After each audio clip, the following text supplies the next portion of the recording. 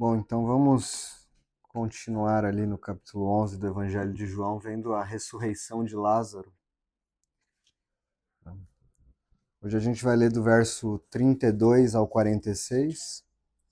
Então nós vamos encerrar sobre a ressurreição de Lázaro, né?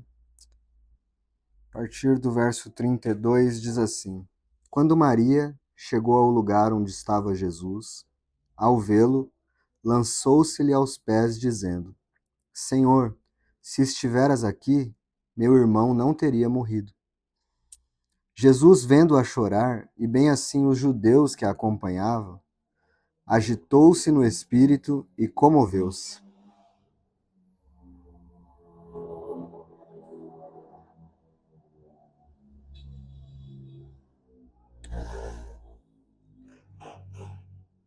Agitou-se no espírito e comoveu-se, e perguntou: Onde o sepultastes? Eles lhes responderam: Senhor, vem e vê. Jesus chorou. Então disseram os judeus: Vede quanto o amava. Mas alguns objetaram: Não podia ele, que abriu os olhos ao cego, fazer que este não morresse? Jesus, agitando-se novamente em si mesmo, encaminhou-se para o túmulo.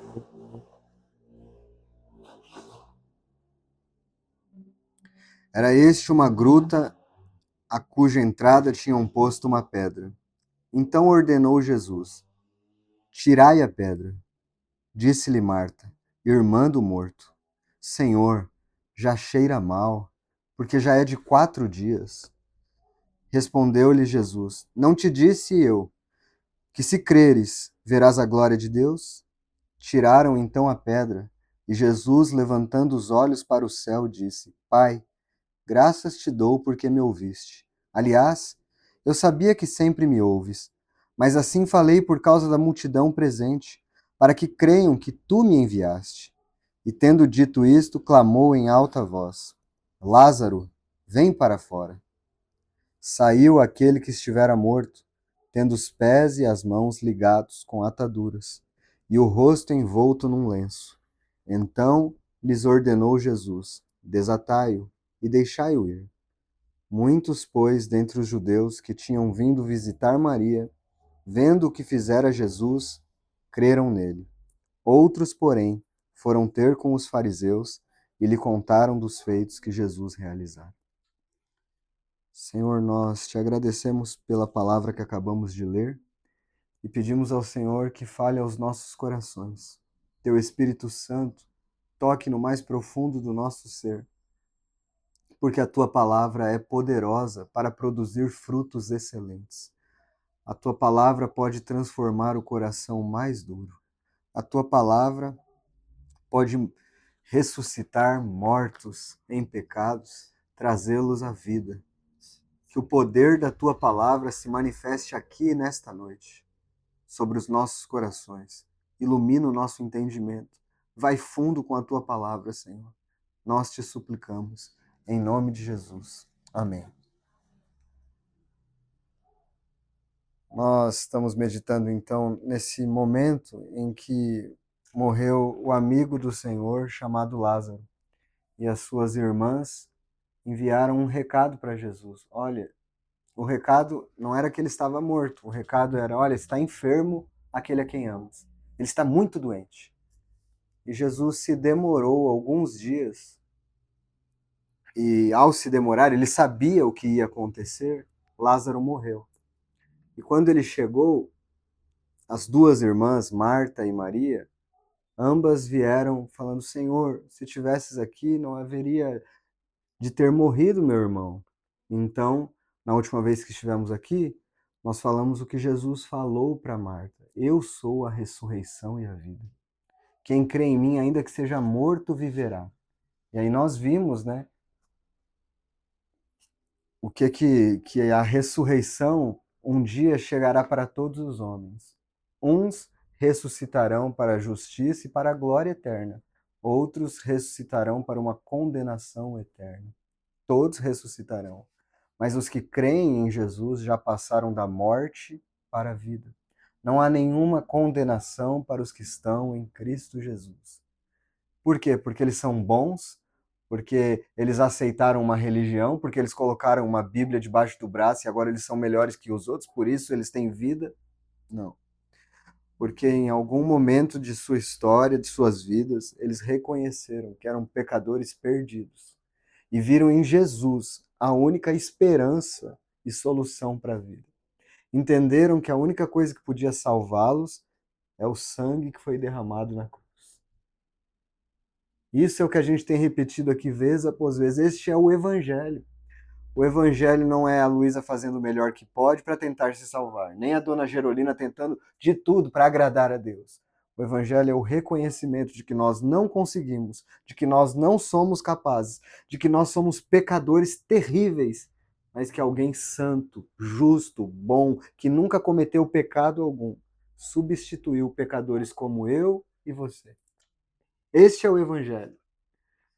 O Evangelho não foi feito para pessoas orgulhosas.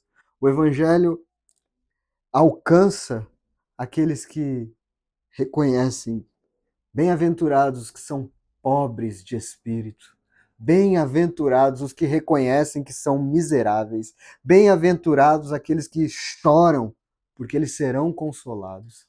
Este é o Evangelho. Para os orgulhosos, para aqueles que se acham bons, o Evangelho não tem muito a dizer, porque eles já são tão bons que não podem receber a palavra de Deus. Mas para aqueles que são pecadores, para aqueles que, como Lázaro, Marta disse assim, quando o Senhor disse, olha, remove a pedra. Aí a Marta falou, não, Senhor, já faz 4 dias, ele cheira mal. E o Senhor disse, tira a pedra. E disse, Lázaro, vem para fora. Saiu aquele que estivera morto. O Evangelho alcança as pessoas que cheiram mal. O Evangelho alcança as pessoas que cheiram mal por causa dos seus pecados. O Evangelho alcança os piores.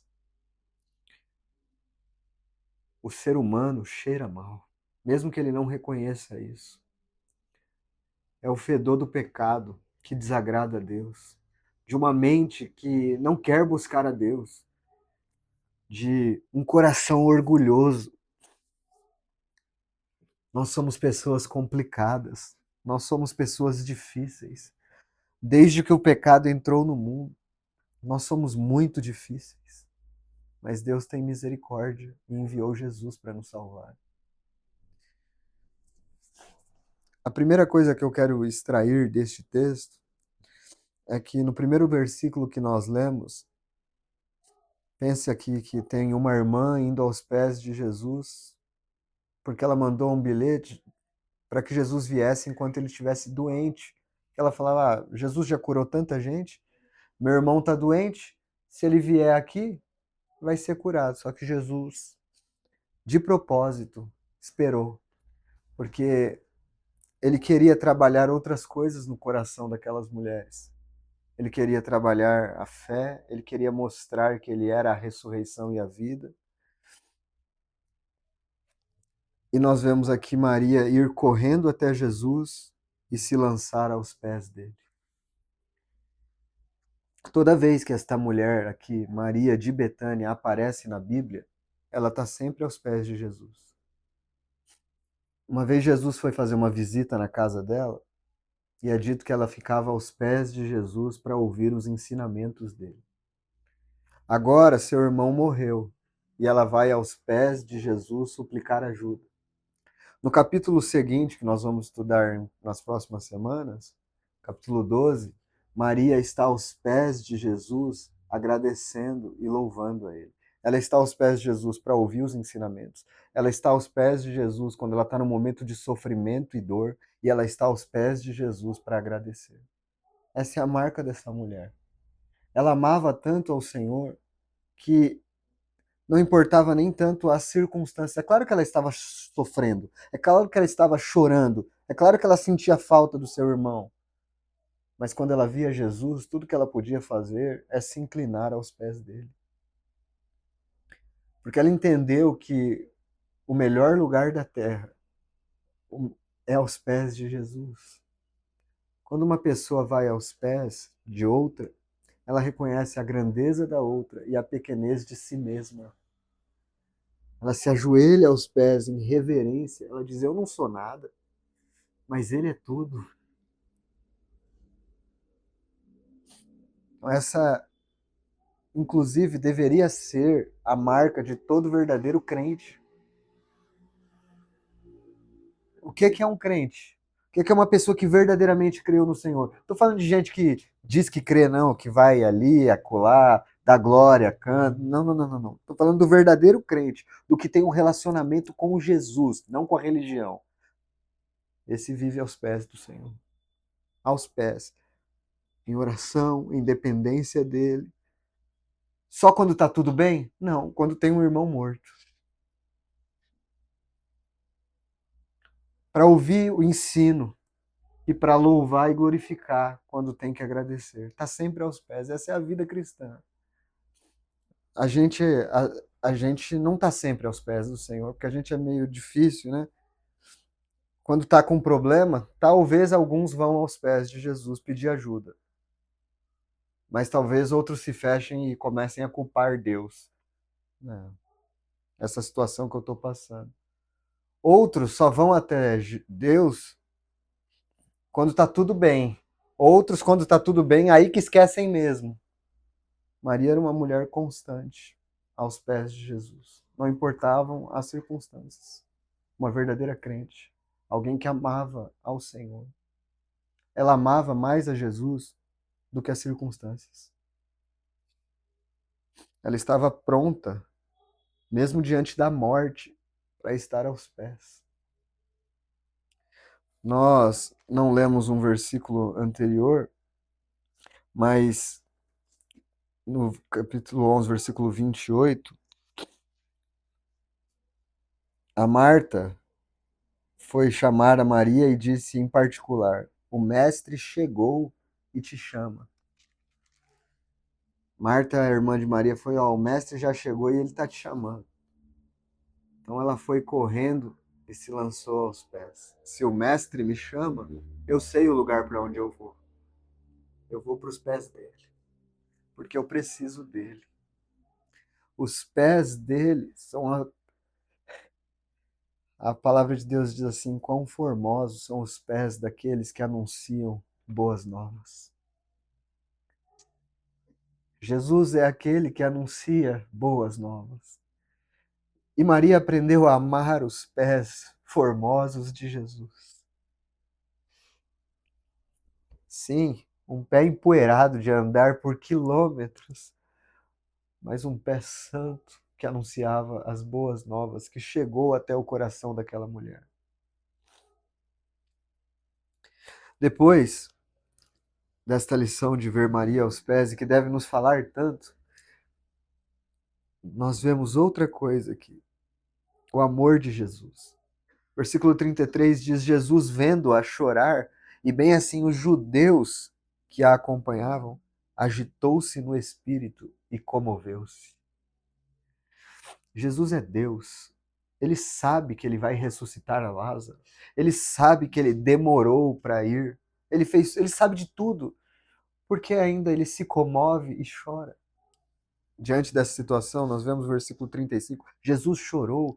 Jesus se agitou no seu interior e se comoveu ao ver Maria chorando. Porque não é verdade que Deus não se importa com o sofrimento dos homens. Não é verdade isso. Jesus se comove e chora, porque esse é o coração dele. No pior momento de sua vida aqui na terra, quando ele está sendo crucificado, após ter sido cuspido, zombado, esbofeteado, ficavam tirando sarro dele na cruz. Desce! Você não é o filho de Deus? Você não é poderoso? Desce da cruz e a gente crê. Os ladrões zombando dele. E ele fala: Pai, perdoa-lhes. Eles não sabem o que fazem. Quando ele caminhava com a cruz nas costas, mulheres choravam por ele. E ele dizia: mulheres, Chorem por vós mesmos, não chorai por mim. Esse Jesus que se comove, esse Jesus que é cheio de amor e cheio de graça, que é o mesmo ontem, hoje e eternamente será o mesmo Jesus. Seu coração continua o mesmo. Ele continua amando os pecadores, por pior que eles sejam. Ele continua se comovendo, ele continua chorando pelos pecadores, estendendo a sua mão de misericórdia. Eu não tenho prazer na morte do ímpio, é o que diz a palavra de Deus em Ezequiel. Ele não tem prazer, embora ele tenha que julgar com justiça os pecadores que não se arrependerem, mas isso não lhe dá prazer. O que lhe dá prazer é salvar homens e mulheres. O que lhe dá prazer é comprar com o seu sangue pecadores de toda tribo, língua, povo e nação. É isso que dá prazer ao seu coração. Quando ele vê uma discípula sua que vive aos pés chorando, ele se comove e chora também. E as pessoas ao redor olham para Jesus e dizem: vejam o quanto ele amava a Lázaro. É esse Jesus aqui que eu venho anunciar às segundas-feiras aqui. Esse Jesus que ama, esse Jesus que se comove, esse Jesus que se compadece e que estende a mão a pecadores. Eu sou um homem que cheirava mal, mas ele teve misericórdia de mim e me salvou por sua bendita graça.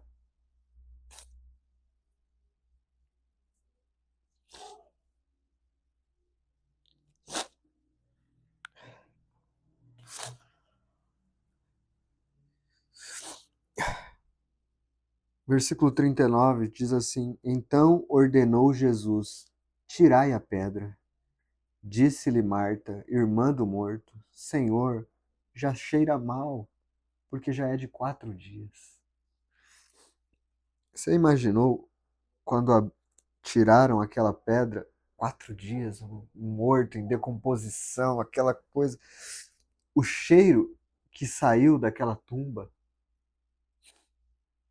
Isso é uma ilustração muito profunda do que é a condição humana e do poder que Deus tem que exercer para nos salvar.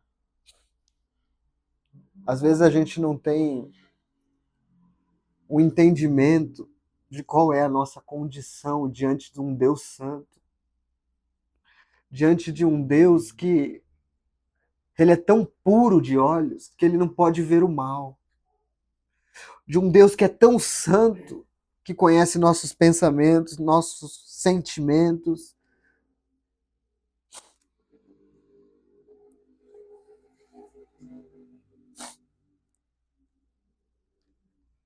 Eu nunca vou poder entender como Jesus salvou um homem como eu. Nós somos tão maus. Olha, se todo mundo soubesse as coisas que nós pensamos, sentimos, mas Deus conhece, né? Nós somos tão pecadores. Nós amamos tanta coisa que Deus odeia. O nosso cheiro é insuportável para Ele. Então Ele tem que nos purificar, nos lavando com a sua água da palavra, nos dar um banho, nos perdoar com o seu sangue. E depois que Ele faz isso, Ele diz que os seus discípulos podem ser o bom perfume de Cristo onde quer que eles vão. Mas antes disso, eles são apenas pessoas fedorentas que cheiram mal, 4 dias em decomposição. 4 dias. Senhor, já cheira mal, já é de 4 dias. Respondeu-lhe Jesus: Não te disse eu que se creres verás a glória de Deus? Tiraram então a pedra, e Jesus, levantando os olhos para o céu, disse: Pai, graças te dou porque me ouviste. Aliás, eu sabia que sempre me ouves, mas assim falei por causa da multidão presente, para que creiam que tu me enviaste. E tendo dito isto, chamou em alta voz: Lázaro, Lázaro, vem para fora. Saiu aquele que estava morto, tendo os pés e as mãos ligados com ataduras e o rosto envolto num lenço. Então lhes ordenou Jesus: Desatai e deixai-o ir.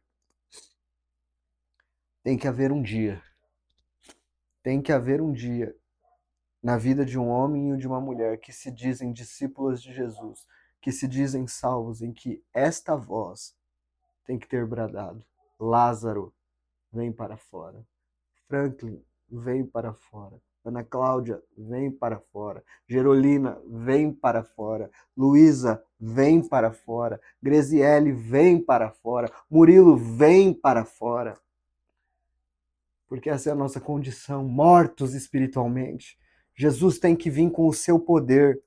Isso não é religião, isso não é começar a frequentar um lugar. Isso é um poder que muda de dentro para fora, que muda a forma de pensar, que muda a forma de sentir. Tira a morte e coloca a vida. Tira o coração de pedra, coloca um coração de carne que sente a palavra de Deus, que se arrepende. Não é uma tentativa de ser melhor, é Deus tirando a morte e colocando vida. Esse é o Evangelho. Esse é o Evangelho. Esse é o poder de Deus.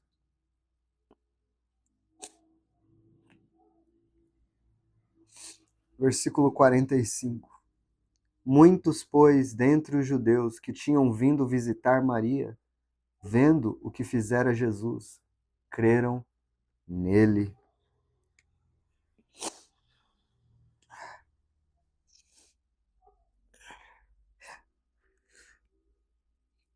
Veja que coisa maravilhosa, né? Lázaro estava morto, cheirando mal. Agora Jesus, com o seu poder, ressuscitou esse homem. As pessoas que estão ao redor estão vendo aquele homem que estava morto andando entre eles. E agora elas precisam crer em Jesus. Elas olham falando: não, ele é o Filho de Deus. Quem tem poder para fazer isso? É isso que acontece com verdadeiros crentes. As pessoas olham e falam assim: só pode ter sido o poder de Deus que mudou a vida deste homem. Eu conhecia o antigo Frank. Não é o mesmo homem. Eu conhecia a vida dele. O que aconteceu com ele? Jesus falou: Franklin, venha para fora. E aí ele mudou, ele não é mais aquele homem que cheira mal. Ele é uma nova pessoa. Se alguém está em Cristo, as coisas velhas já passaram. Eis que tudo se fez novo. O testemunho de alguém que saiu da morte para a vida conquista outras pessoas para Jesus. O testemunho. Será que nós temos o testemunho de pessoas que saíram da morte para a vida? Ou ainda nós temos o testemunho daqueles que cheiram mal? Aqueles que cheiram mal. O que eu posso dizer é que o Jesus que se comoveu, chorou, amou e bradou: venha para fora. Ele é o mesmo hoje e continua chamando homens e mulheres. É muito importante que você tenha certeza no seu coração de que isso já aconteceu com você. De verdade, não uma religião. Não porque você gosta de ouvir de segunda-feira. Não, é muito importante saber: Jesus, eu já ouvi o teu chamado e eu já passei da morte para a vida. Eu já senti o fedor dos meus pecados e quanto eu cheiro mal e preciso de ti.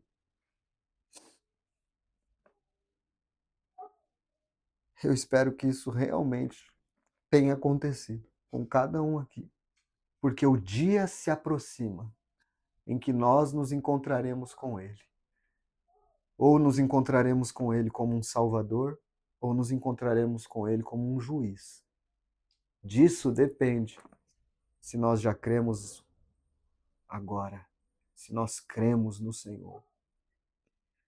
Crê no Senhor Jesus e será salvo tu e a tua casa. Se com a tua boca confessares e no teu coração creres que Jesus ressuscitou dentre os mortos, você será salvo. Amado Jesus, eu te agradeço pela tua palavra. Faz a tua obra. Tira da morte para a vida. Em nome de Jesus. Amém.